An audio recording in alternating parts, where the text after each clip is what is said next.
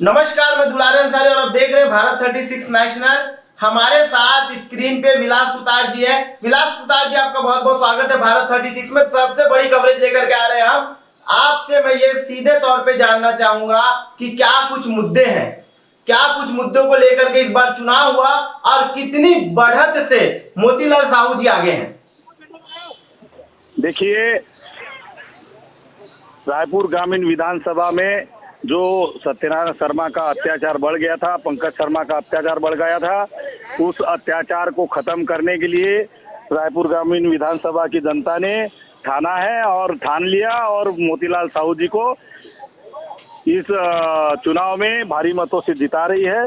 और दूसरा, हमारे नरेंद्र मोदी जी ने जो गारंटी दी है महिलाओं के लिए, वो बहुत ही अच्छी योजना है। और मातारी वंदन योजना के रूप में हमारे माता बहनों को 12,000 रुपया सालाना मिलेगा, 1,000 रुपया पर मंथ मिलेगा।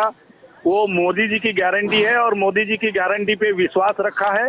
हमारी माता बहनों ने आशीर्वाद दिया है और अभी मोतीलाल साहू जी 8वें राउंड में 16,684 मतों से आगे हैं। ये बड़ा अपडेट दे रहे हैं विलास सुतार जी कि मोतीलाल साहू 8वें राउंड में भी आगे हैं। क्या लग रहा है सुबह से मोतीलाल साहू जी आगे हैं? सुबह से आगे हुए हैं, पहले राउंड से आगे हैं और हमेशा अभी आखिरी तक आगे ही रहेंगे और कम से कम 40,000 मतों से हमारे रायपुर ग्रामीण विधानसभा को हम जीत रहे हैं। देखिए, लगातार कहा जा रहा है जीत का दर्शन और जीत की निश्चितता जो है वो यहीं तय हो जाती है जब आदमी शुरू से आगे होता है। और बताया जा रहा है कि मोतीलाल साहू जी शुरू से आगे। पर एक अहम सवाल जो मैं बीजेपी के कार्यकर्ताओं से पूछ रहा हूँ, वो अहम सवाल ये है कि क्या सीएम का चेहरा बीजेपी में कौन है? देखिए, वो तो राष्ट्रीय नेतृत्व चेहरा बताएगा। हम तो कार्यकर्ता हैं और कार्यकर्ता के रूप में हमने काम किया है। भारतीय जनता पार्टी की हमारी सरकार बन रही है।